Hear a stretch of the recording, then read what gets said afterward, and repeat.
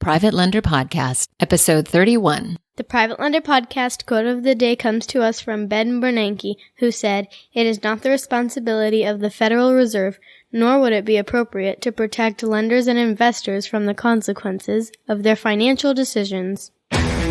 This is the Private Lender Podcast, the show that shares practical advice and know-how for new and seasoned lenders, from private mortgages on single-family houses to joint ventures on commercial projects and beyond. Discover details about investment vehicles that you won't find at your local bank or online broker. Listen and learn from private lenders and real estate investors, as well as from professionals and entrepreneurs, as they share the details, strategies, and the insight that allows for successful and prosperous lending. Now, get ready to increase your ROI. Here's your host, Keith Baker. Greetings, Lender Nation, and welcome to the Private Lender Podcast, the show dedicated to teaching private lenders how to mitigate risks and increase their yields. My name is Keith Baker, and this is episode number 31. And today I'd like to discuss something that's probably on everyone's mind, and that is, in which stage of the market cycle do we find ourselves in the summer of 2018? I recently stumbled across a few events that gave me pause and a reason to think about just exactly what stage we may or may not be in, and also market cycles in general. But before I run down today's rabbit hole, let's go ahead and thank our sponsor. 713 RIA invites you to come out and experience one of the fastest growing RIA groups in the greater Houston area. The goal of 713 RIA is to provide quality information to every level of investor. The organizers Landon Rothstein and Ray Sasser have found that no matter where you are in the investing process, those investors who effectively network are far more successful than those who don't. And 713 RIA is geared to help you both get the information you need and provide the networking that will propel your investing.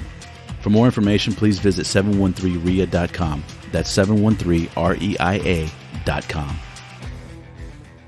Okay, I'd like to thank 713 RIA for their sponsorship of the Private Lender Podcast, and I encourage everyone to come out to the next meeting and learn a wealth of knowledge, and you can say hello to yours truly at the Private Lender Podcast vendor table. And don't forget about the Quest IRA Self-Directed IRA Expo that's going to be held on August 25th and 26th, 2018 in Dallas, Texas. Don't forget to use promo code BakerExpo for a 25% discount off your tickets, and you can go to the show notes page for the link for the purchase of those tickets. And of course, you can go to privatelenderpodcast.com/events for details and more information on these and other upcoming events. All right. Let's go ahead and jump into the heart of the matter. This episode is going to come in, I think I'm going to publish it at the end of July, and it's kind of out of sequence, but something happened recently that I just felt like I wanted to get out there. I recorded on the podcast and out to your ears. And I've been traveling quite a bit for the day job, spending a lot of times in airports and hotels. And while I was pulling up, trying to get some internet access, I saw the Yahoo homepage had an article that the housing market has slowed down recently and why this might not bode well for the market in general.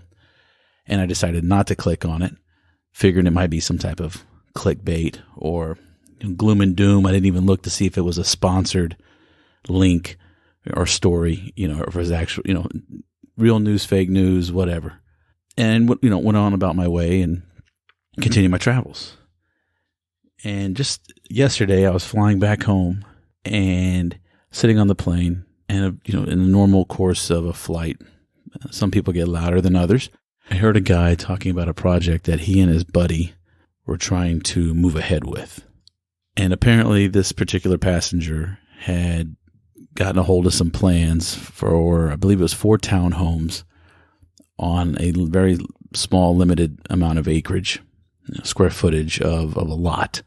And that somebody who plays, I believe it was for the Baltimore Ravens or the Philadelphia Eagles, had done, these were the plans that this pro football player used on a recent real estate deal. And that he and his buddy were going to try to do the same thing.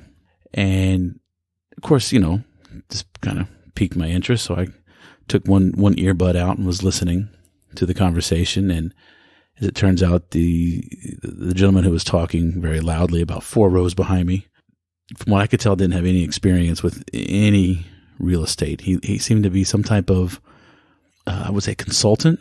And I say that just by dress and look and air. I don't know how else to say, other than, I just use good old common sense and prejudice to figure out that this guy might be a consultant. But it kind of got me thinking about, okay, this guy doesn't seem like he's very well versed in, he didn't seem like very well versed in real estate investment jargon, let alone real estate development jargon.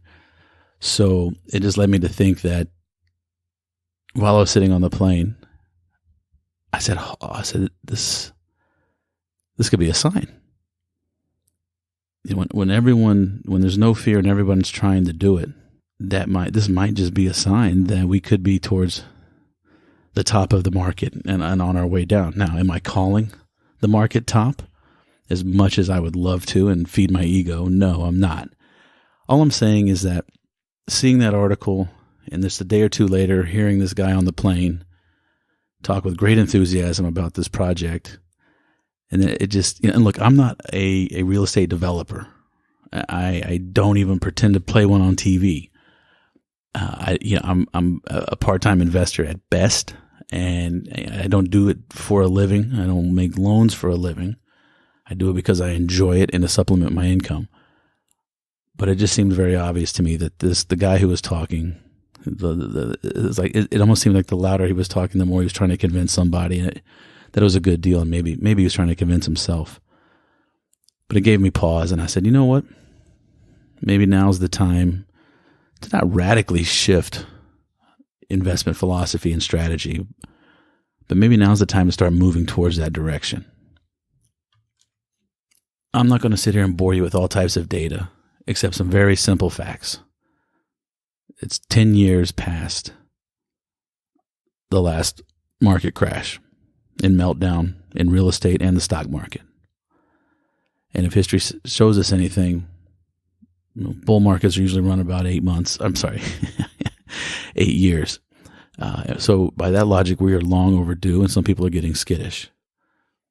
And seeing something on Yahoo doesn't, that in and of itself doesn't readily register with me. But something about that article, or that headline that I saw, I didn't even read the article, but seeing that headline and listening to this guy on the plane, I can't help but wonder, have we rounded that corner? And look, we might not. We might have another 3, 4, 8 quarters. Who knows how much longer this can go? Or 12, 16. Who knows how many quarters, how many years this may go? Or it could all shut down tomorrow. I don't know. I don't have a crystal ball. But I just can't help but feel that we might want to be a little more cautious going forward. So how is this going to affect my strategy and how I'm going to change things now? And then what I'm going to give you at the end, I'm going to give you a little kind of like, I guess, the seventh sign, so to speak. So when the gates of hell open, that I'm looking for before I hit the panic button. But to radically shift my investment philosophy isn't going to really change anything at this point. However, as loans come due and they become paid off, I don't think I'm going to be so eager to put them back to work just yet. And I'll tell you why. While I don't recommend anyone sit back and stay in cash, it is the safest of the safest positions. So if things start to unfold, I want to be holding cash. And not so much to preserve what little wealth I have accumulated and what I use to make loans with. So, but preservation isn't my main concern at this point in where we may be in the market cycle. But I figured if I get just a little more conservative, I'll have a little more cash that's going to be liquid, and I'll be able to jump on opportunities as they present themselves. So as long as I just kind of throttle back a little bit, the way my thinking is, I'll have some cash available, and I'll have some sitting back, ready to pounce when the time is right. Because I'm looking forward to that for sale sign when there's blood in the streets and everyone's blaming predatory lending and blaming this, and there's a bunch of finger pointing going on. That's when great deals are made. That's when huge exchanges in wealth occur. And I want to be ready for that. So I'm not getting defensive for the sake of playing defense. I want to go in because I want to go in all in. I want to push all my chips into the center of the table when the time is right. And I don't know if that's going to be in a month or in a year, but I can't help but think it's going to be soon. So rather than getting really tight on my lending, I'm just going to throttle back and try to hold a little more cash and see what market conditions bring us. See what the retail market has in store for us. This is times when, locking up money for 3 years at 8 or 9% might not be a bad idea. You can go finance somebody's owner finance deal, ride out the storm. Who's to say? I don't know. I just wanted to bring this up to everyone's attention, really to foster a dialogue, I guess. And I'd like to know what you think. If you're listening to this, please drop me an email at info@privatelenderpodcast.com and just let me know what you think. If the real estate and the stock market run in cycles, and these cycles are a 9-inning baseball game, and the first inning is right after the crash, and the 9th inning is right before the crash, what inning do you think we're in? Right or wrong doesn't matter. Just curious to see what you, the listener, thinks.